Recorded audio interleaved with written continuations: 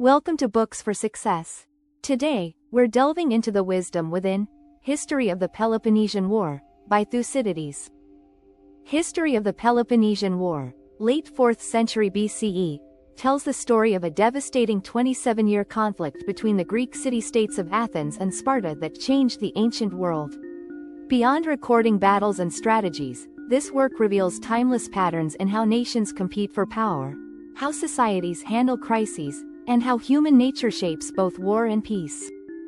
Before we begin, subscribe and ring the bell for notifications if you want to keep receiving the knowledge of book summaries about health, wealth, love, psychology, and much more.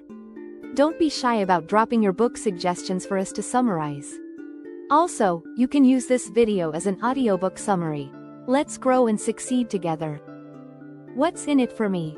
Discover the ancient war that still holds lessons for today's global conflicts. The year was 431 BCE, and Athens was on the brink of war with Sparta in a conflict that would forever reshape the Mediterranean world. As armies gathered and battle lines were drawn across ancient Greece, one soldier stood apart, not just to fight, but to document every detail with remarkable precision. That soldier was Thucydides, an Athenian commander who survived plague, exile, and the collapse of his civilization to write the definitive account of the Peloponnesian War. His careful attention to facts, interviews with witnesses, and analysis of human nature would set standards that journalists still follow today. Rather than blame the gods or celebrate the heroes, Thucydides examined how fear, honor, and self-interest drove cities to conflict. From the golden age of Athens to its surrender 27 years later, Thucydides documented everything, creating a new way of recording history that would endure for millennia. Chapter 1. Before the war. In the heart of ancient Greece, two very different cities grew into rival superpowers. Athens sat near the sea in the region of Attica, its marble temples visible for miles across the olive groves. Its people valued trade, art, and open debate, giving birth to the world's first democracy, where citizens directly voted on key decisions. Sparta, by contrast, lay inland in the fertile Eurotas Valley, where it developed into a unique military society. Spartan life centered around discipline and warfare, with children trained from age 7 as soldiers. While Athens grew wealthy from trade and colonies, Sparta relied on enslaved workers called helots to farm its lands, keeping its citizens focused on military training. After defeating the mighty Persian Empire in 480 BCE, Athens emerged as a different kind of power. While Sparta remained focused on its land army and strict military society, Athens built walls, ships, and an empire of island allies. This alliance, called the Delian League, began as a voluntary partnership to protect Greek cities from Persian revenge. Each member contributed ships or money to a shared treasury on the sacred island of Delos. But Athens soon transformed this defensive alliance into an empire of its own. When smaller cities tried to leave the League, Athenian ships would arrive to destroy their walls and demand payment. The treasury itself was moved from Delos to Athens, where it funded magnificent temples and public buildings. Much like modern superpowers using economic sanctions or military bases to maintain influence, Athens used its navy to control trade routes and collect what it called protection money. This rapid rise of Athenian power deeply worried Sparta and its allies. The Spartans had previously led Greece against Persia, but now they saw their leadership slipping away. They watched as Athens built long walls to its ports, making the city nearly invulnerable to land attack. They listened to complaints from other Greek cities about Athenian bullying. For 30 years, an uneasy peace held between these rival systems, democratic Athens with its naval empire versus oligarchic Sparta with its land-based alliance. But small conflicts kept erupting around the edges of their power. When Corinth and its colony, Corcyra, went to war, both sides dragged Athens and Sparta into their dispute. Much like modern proxy wars today, where larger powers get pulled into regional conflicts of their allies. The final trigger came when Athens used its economic power against Sparta's ally Megara, banning them from all ports and markets in the Athenian Empire, an early example of modern trade embargoes. Sparta demanded Athens back down. The Athenians, led by Pericles, refused to show weakness. Their democracy voted for war, confident their walls would protect them and their navy would keep them supplied. Neither side imagined the conflict would last 27 years and permanently alter the ancient world. In the modern era, we see this same pattern play out time and again. When an established power feels threatened by a rising one, fear and pride often overwhelm rational diplomacy. It occurred when rising Germany challenged Britain's naval supremacy before World War I. And again as Japan's expanding empire collided with American power in the Pacific. In each case, the established power viewed the rising one with suspicion, while the ascending nation felt constrained and disrespected. This recurring cycle of conflict became so predictable that modern scholars named it the Thucydides trap, after the historian who first identified it. Chapter 2: The War begins. In the run-up to the war, each year Spartan armies would march north from their inland valley to invade Attica, the peninsula region where Athens sat. In return, Athens would send ships around the southern Greek coastline to raid Spartan territory and threaten their coastal allies. Like a boxer facing a wrestler, Athens would dodge and strike from a distance, avoiding Sparta's crushing grip. When war officially broke out in 431 BCE, Pericles had a clear strategy for Athens. Instead of meeting Sparta's powerful army in open battle, he ordered all citizens to move inside the city walls. The Spartans could burn farms and destroy crops, but they couldn't starve out a city supplied by sea. But Pericles hadn't counted on another enemy that could breach Athens' mighty walls: disease. In the second year of war, a devastating plague swept through the crowded city. The symptoms Thucydides described in great detail, fever, rash, violent cough, still help doctors study ancient diseases today. The plague killed nearly a third of the population, including Pericles himself. As in modern pandemics, fear and despair led to social breakdown. The sick were abandoned, religious customs ignored, and lawlessness prevailed. Without Pericles' steady leadership, Athens' war strategy changed. New leaders emerged, especially a fiery politician named Cleon, who pushed for more aggressive action. Rather than patient defense, Athens began attacking Spartan territory directly. This shift mirrors how modern nations often abandon cautious policies for bolder action after setbacks. Think of how the shock of Pearl Harbor transformed America's approach to World War II. The turning point came at Pylos, on Sparta's coast. Athenian forces built a fort there, threatening Spartan control over their enslaved Helot population. When Sparta tried to remove this threat, their elite troops became trapped on the island of Sphacteria. Athens captured these soldiers, dealing Sparta its first major defeat. The sight of proud Spartan warriors surrendering shocked the Greek world. This victory led to the Peace of Nisches in 421 BCE, but it was a fragile truce. Both sides kept their armies ready and continued building alliances and arms. Like the Cold War periods between the US and Soviet Union, this peace was more a pause than a true end to conflict. Meanwhile, in Athens, a brilliant and ambitious young leader named Alcibiades was rising to power, dreaming of even greater conquests to come. Chapter 3: The Sicilian Expedition. As the fragile peace held in Greece, Athens turned its gaze westward toward Sicily, the largest island in the Mediterranean. Rich in grain and strategically located, its alliance could easily shift the balance of power. The city of Syracuse, a Spartan ally on Sicily's eastern coast, was nearly as powerful as Athens itself. When smaller Sicilian cities asked for help against Syracuse, ambitious Athenian leaders saw their chance. The young general, Alcibiades, championed the invasion plan. Charismatic and confident, he promised the Athenians they could conquer the entire island, creating a Western empire to match their eastern one. Older leaders warned about stretching their forces too thin, but the assembly voted for war.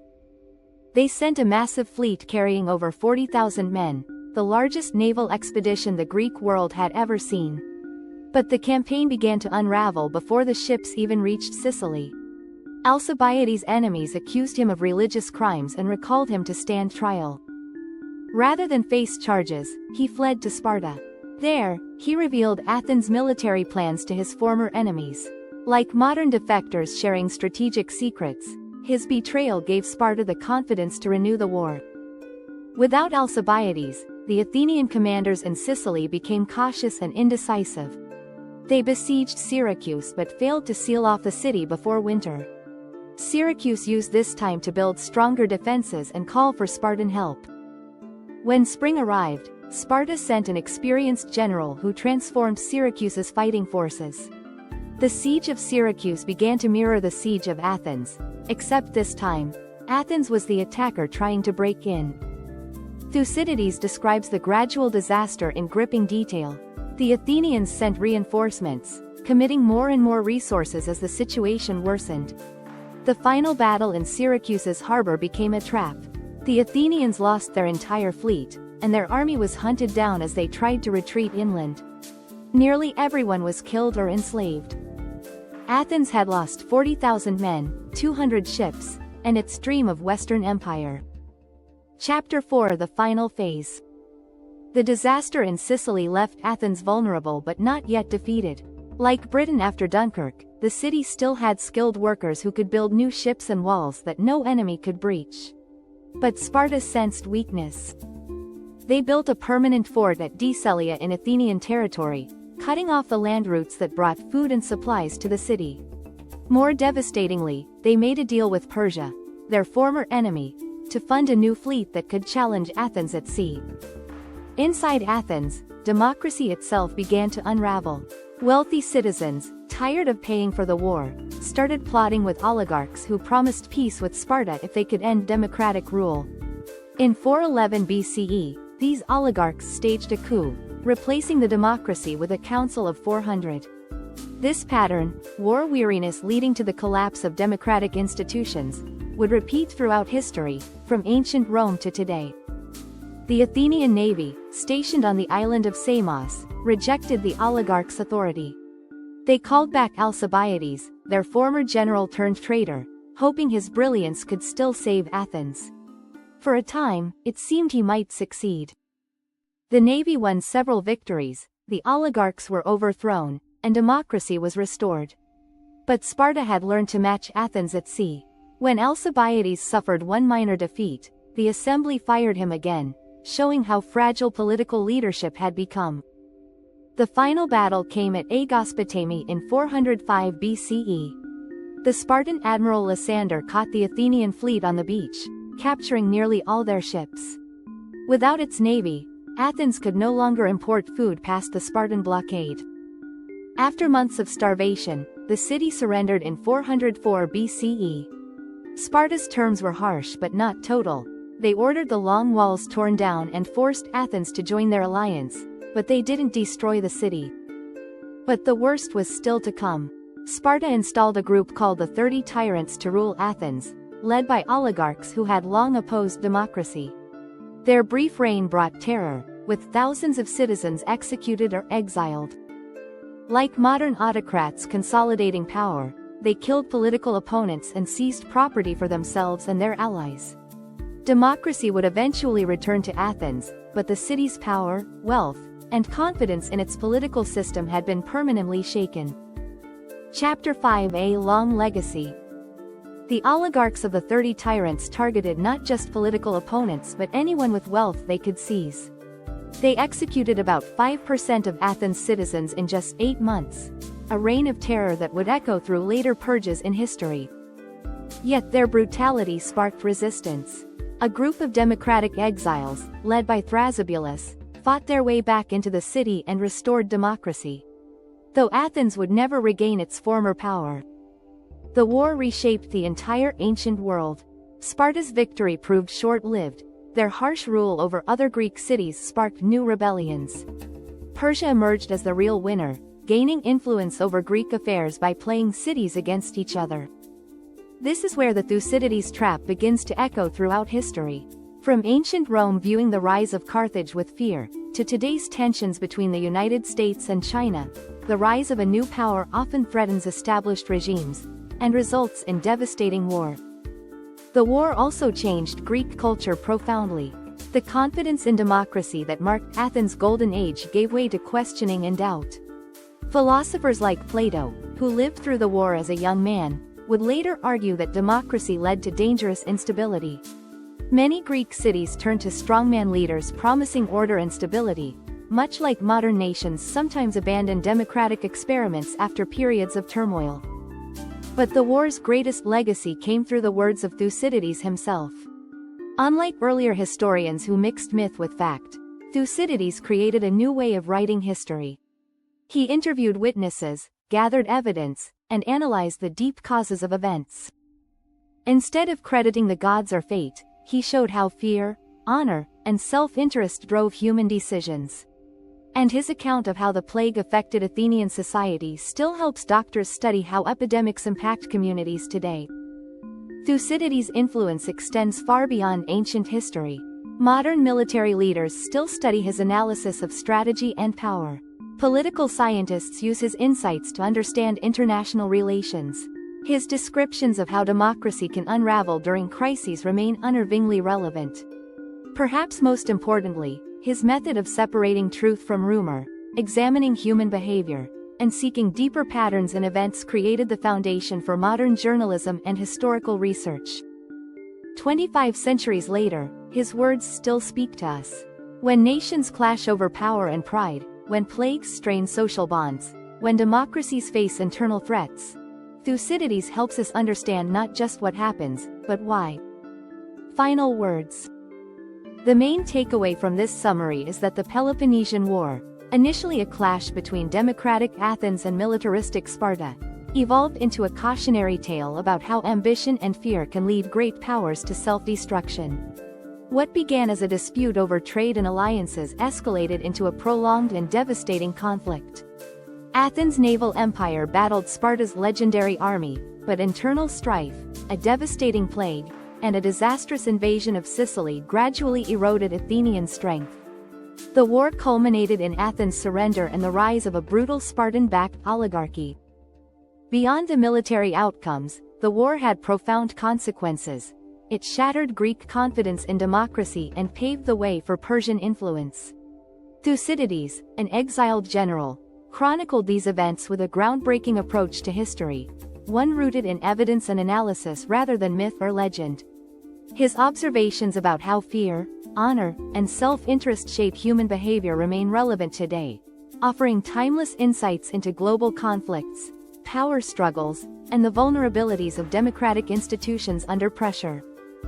Thanks for being part of our insightful voyage. If our summary piqued your interest, we encourage you to dive into the complete book for a deeper understanding. Don't forget to like this video, subscribe for more content if you're new here, and share it with others who might find it valuable. Keep on reading, discovering, and advancing until our next adventure.